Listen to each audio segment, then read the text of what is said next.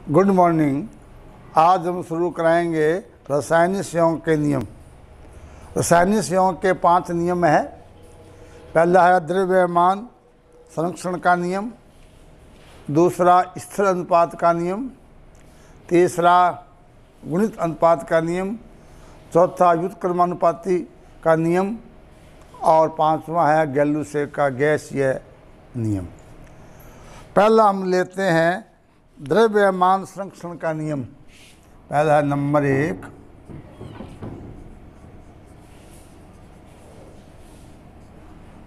द्रव्यमान संरक्षण।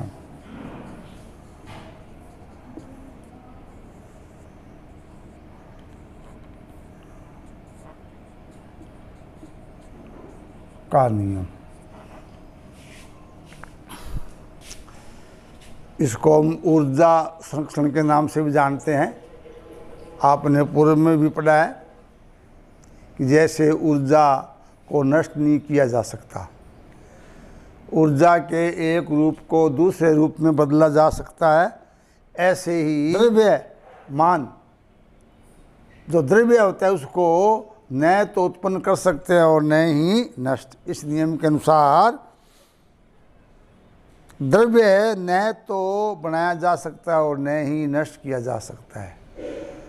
अर्थात रासायनिक दृष्टि से रासायनिक अभिक्रिया में भाग लेने वाले अभिकारक और क्रिया के दौरान बने उत्पाद के भारों में अनुपात समान होता है या के भार बराबर होता है। जितना कुल भार अभिकारकों का होता है उतना ही भार उत्पाद का होता है। इसका मतलब द्रव्यमान को नष्ट नहीं कर सकते, हालांकि एक रूप से अन्य रूप बन जाएंगे, ठोस द्रव गैस अवस्था बन जाएगी, रंग परिवर्तन हो जाएगा, लेकिन भार में कोई परिवर्तन नहीं आता है।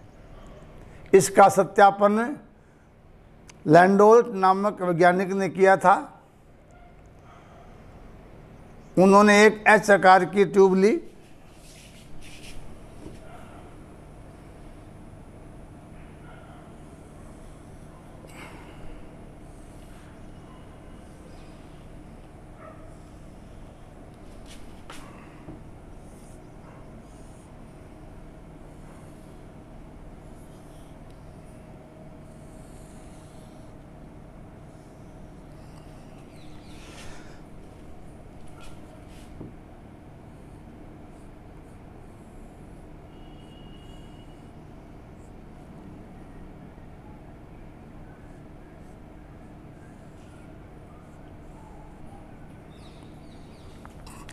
जिसकी एक भुजा में सिल्वर नाइट्रेट का विलयन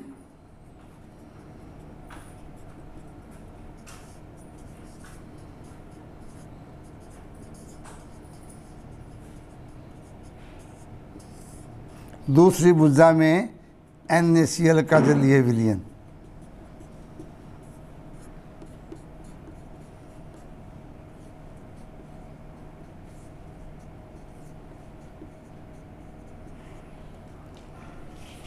और दोनों को बंद कर देते हैं, दोनों के सिरों को। अब इसका भार तोल लेते हैं। एक एच आकार की नली में एक भुजा में सिल्वर नाइट्रेट का विलयन और दूसरी भुजा में सोडियम क्लोराइड का विलयन लेते हैं और इसकी दोनों भुजाओं के मुख बंद करके इसका भार तोल लेते हैं। अब क्या करते हैं, इस नली को हिलाते डुलाते हैं।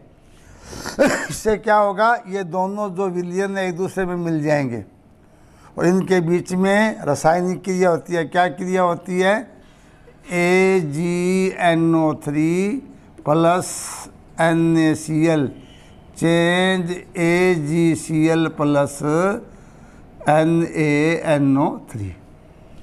यानी कि पहले तो बिल्कुल ये पानी जैसे विलयन दिख रहे थे और क्रिया होने के बाद में सफ़ेद रंग का पदार्थ बन जाता है, ठोस पदार्थ बन जाता है, विलयन सफ़ेद हो जाता है, रासायनिक परिवर्तन हो जाता है। अब क्या इन दोनों का फिर भार तोलते हैं तो ये भार पहले भार के बराबर आता है। इससे सिद्ध होता है कि रासायनिक क्रिया में अभिकारकों का जितना भार होता है उतना ही भार उत्पाद का होता है, अर्थात द्रव्य न तो उत्पन्न किया जा सकता है और न ही नष्ट किया जा सकता है। यही ऊर्जा संरक्षण या द्रव्यमान संरक्षण का नियम है। स्थिर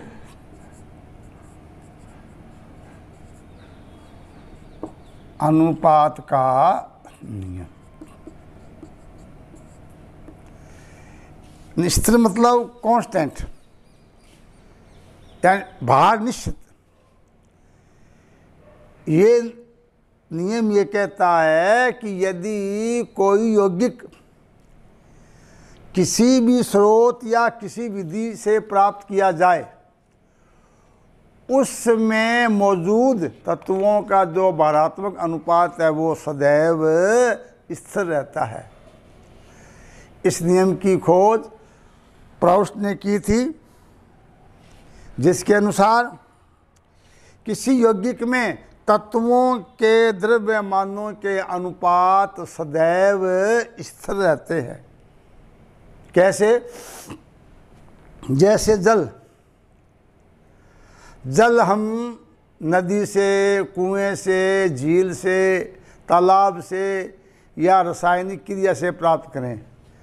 अब जल के 5-6 नमूने हैं और प्रत्येक नमूने का आयतन के हिसाब से अध्ययन करें तो हम क्या पाएंगे कि उसमें 2:1 हाइड्रोजन और ऑक्सीजन होते हैं, यानी कि 2 अनुपात होती है ऑक्सीजन हाइड्रोजन, 1 अनुपात होती है ऑक्सीजन। और भार के अनुसार 1 भार भाग होता है हाइड्रोजन और 8 भार भाग क्या होता है? ऑक्सीजन। चाहे किसी नमूने का अध्ययन कर लिया जाए, आयतन के अनुसार हाइड्रोजन और ऑक्सीजन का अनुपात 2:1 होता है, जबकि भार के अनुसार 1:9 होता है। ये इस बात को सिद्ध करता है कि किसी यौगिक में तत्वों के द्रव्यमानों का अनुपात सदैव स्थिर रहता है। और देखिए, carbon dioxide gas, CO2 gas को हम निम्न प्रकार से प्राप्त कर सकते हैं। एक तो कार्बन को वायु में जला दो, क्या बन जाएगी? CO2 गैस बन जाएगी। चूने को गर्म करो, CO2 गैस बन जाएगी। और चूने के कैल्शियम कार्बोनेट पर नमक का अम्ल डाल दीजिए, कार्बन डाइऑक्साइड गैस प्राप्त हो जाएगी। और सोडियम बाइकार्बोनेट, सल्फ्यूरिक अम्ल डाल दीजिए तो भी CO2 गैस बन जाएगी।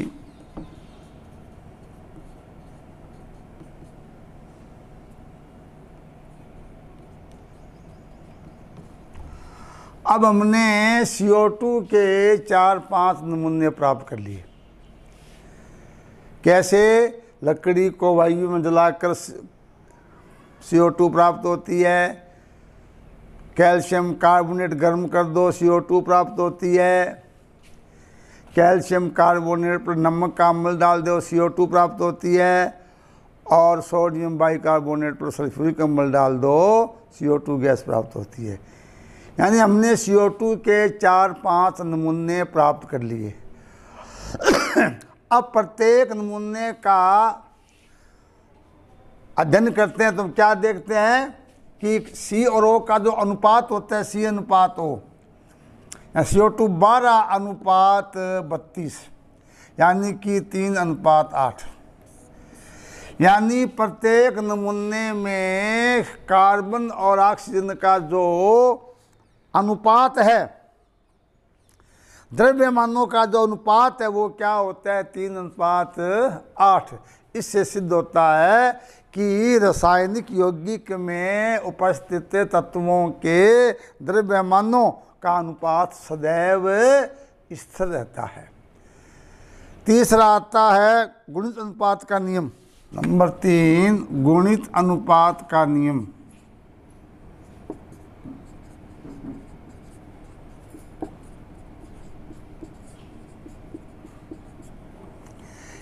इसका खोज करता है डाल्टन। कौन है? डाल्टन। तो डाल्टन ने बहुत महत्वपूर्ण रसायन में खोजें की थी, बहुत से रासायनिक तथ्यों का अध्ययन किया। रसायन में बहुत बड़ा महत्व है इनका। इन्होंने परमाणु सिद्धांत दिया, इसके बाद आएगा। डाल्टन ये कहता है कि जब दो रासायनिक तत्व संयोग करते हैं, जब दो तत्व रासायनिक संयोग कर दो या दो से अधिक यौगिक बनाते हैं, तो एक तत्व के भिन्न भिन्न भार जो दूसरे तत्व के निश्चित भार से संयुक्त होते हैं, एक सरल अनुपात में होते हैं। उदाहरण से समझिए कि जैसे कार्बन और ऑक्सीजन के संयोग से दो ऑक्साइड CO और CO2 बनते हैं। कार्बन और वायु को आपस में जब क्रिया करते हैं तो दो ऑक्साइड, कार्बन मोनोऑक्साइड और कार्बन डाइऑक्साइड बनते हैं। इन दोनों में कार्बन का द्रव्यमान 12 होता है, OH कितना होता है? 16, और O2 में क्या हो जाएगा? 32। अब के दोनों में कार्बन का भार क्या निश्चित 12 है, यानी दोनों में कार्बन का जो भार है वो तो 12 है। इसके साथ जो O संयोग करती है उसका भार का अनुपात क्या? 16:32, यानी कि 1:2। मतलब कार्बन के 12 ग्राम से संयोग करने वाली ऑक्सीजन के भारों का अनुपात 1:2 होता है, जो कि एक सरल अनुपात है। ऐसे ही नाइट्रोजन और ऑक्सीजन के रासायनिक संयोग से 5 ऑक्साइड बनते हैं।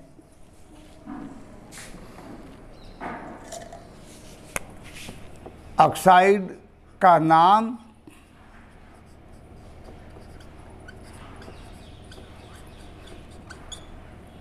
सूत्र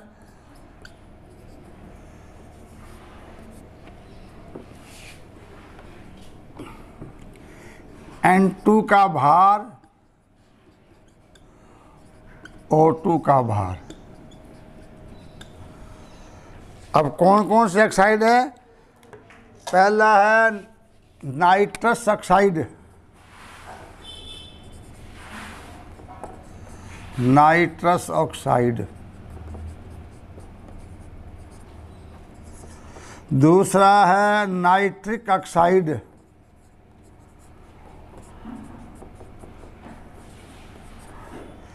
तीसरा है नाइट्रोजन ट्राइऑक्साइड, डाइऑक्साइड। इसका होता है N2O, इसका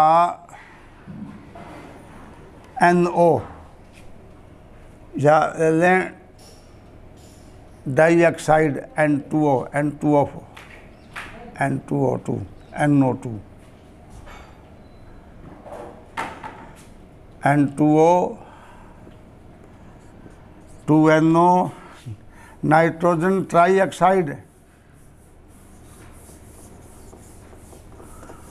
नाइट्रोजन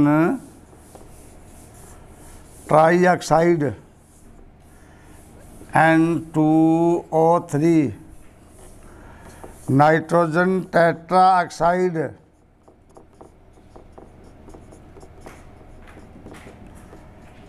N2O4, और पांचवा है नाइट्रोजन पेंटाऑक्साइड।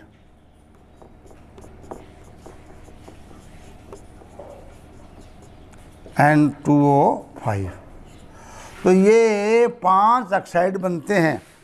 नाइट्रोजन और ऑक्सीजन की क्रिया में 5 ऑक्साइड बनते हैं, पांचों का ये सूत्र है।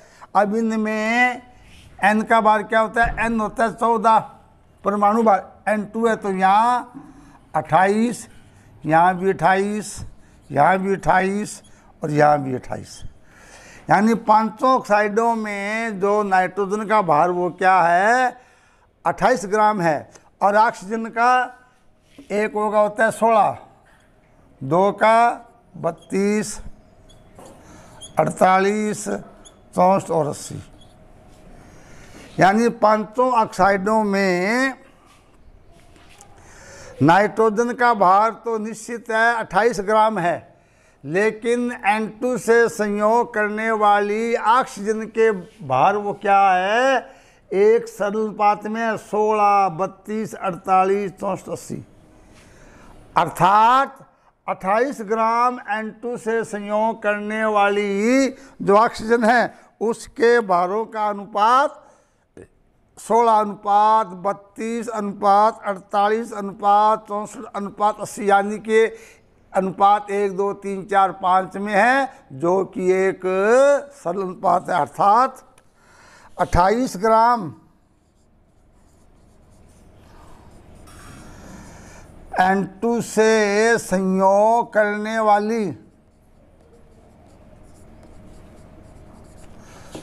O2 के भारों का अनुपात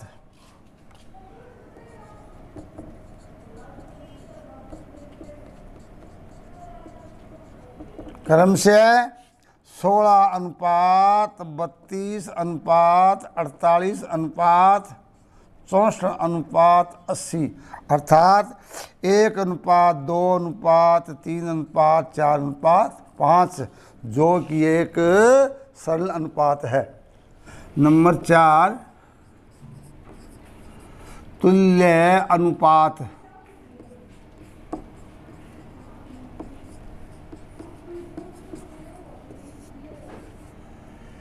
इसका खोज करता है रिचर।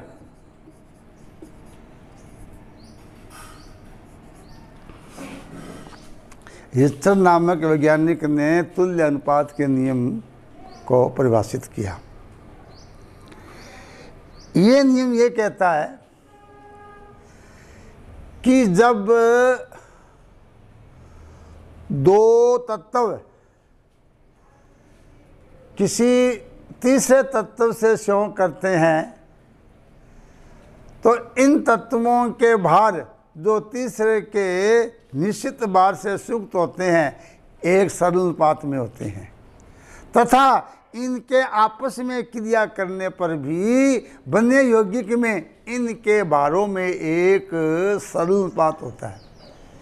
फिर सुनिए, जब दो तत्व किसी तीसरे तत्व की निश्चित मात्रा से संयोग करते हैं तो इन तत्वों की भिन्न भिन्न मात्राओं में एक सरल अनुपात होता है। यदि आपस में क्रिया कर यौगिक बनाते हैं तो भी इनके भारों में एक सरल अनुपात होता है। जैसे समझिए, जैसे ऑक्सीजन और सल्फर अलग अलग हाइड्रोजन से क्रिया करते क्रम से H2O और H2S बनाते हैं और आपस में क्रिया करके SO2 बनाते हैं। तो सुन लीजिए, जब ऑक्सीजन और सल्फर हाइड्रोजन के साथ संयोग करती है तो क्रम से H2O और H2S बनाते हैं और आपस में संयोग करके SO2 बनाते हैं। अब इनके देखो भारों में अनुपात कैसे सरल होता है। अब H का भार तो यहाँ भी 2 है और यहाँ भी 2 है। O का क्या है 16, S का क्या होता है 32। इसका मतलब 2 ग्राम H2 से संयोग करने वाली ऑक्सीजन सल्फर का अनुपात क्या होता है 16 अनुपात 32, अर्थात 1:2, एक सरल अनुपात है। यानी हाइड्रोजन की निश्चित मात्रा 2 ग्राम से संयुक्त होने वाली ऑक्सीजन सल्फर का अनुपात क्या होता है 1:2। और आपस में SO2 बनाने पर S का होता है 32, O का 32, 1:1। ये भी क्या सरल अनुपात है। तो यही बताया था रिचर ने, इसे कहते हैं तुल्य अनुपात का नियम। जब दो तत्व अलग अलग तीसरे तत्व की निश्चित मात्रा से संयोग करते हैं तो अलग अलग यौगिक बनाते हैं, जिनमें इन तत्वों के भार जो तीसरे के निश्चित भार से सुक्त होते हैं एक सरल अनुपात में होते हैं, और आपस में संयोग करने पर भी इनके भारों में एक सरल अनुपात होता है। गैसीय आयतन संबंधी नियम नंबर 5, गैलुसेक का गैसीय आयतन संबंधी नियम। तो खोजकर्ता नाम दिया गया, गैलुसेक ने बताया था, और यह नियम केवल गैसों पर लागू होता है। कहता है स्थिर ताप और दाब पर गैसों, जब गैसें रासायनिक संयोग करती है तो उनके आयतनों में एक सरल अनुपात होता है। यदि उत्पाद भी गैस हो उसका आयतन भी अभिकारी गैसों के आयतन के सरल अनुपात में होता है। इस नियम की खोज गैलुसेक ने की थी। इन्होंने बताया स्थिर ताप और दाब पर, निश्चित ताप और दाब पर जब दो या दो से अधिक गैसें रासायनिक संयोग करती है तो उनके आयतनों में एक सरल अनुपात होता है। यदि उत्पाद भी गैस हो तो उसका आयतन भी अभिकारी गैसों के आयतन के सरल अनुपात में होता है। जैसे हाइड्रोजन और क्लोरीन सूर्य के प्रकाश में क्रिया करती है, क्या बनाती है? हाइड्रोक्लोरिक अम्ल गैस।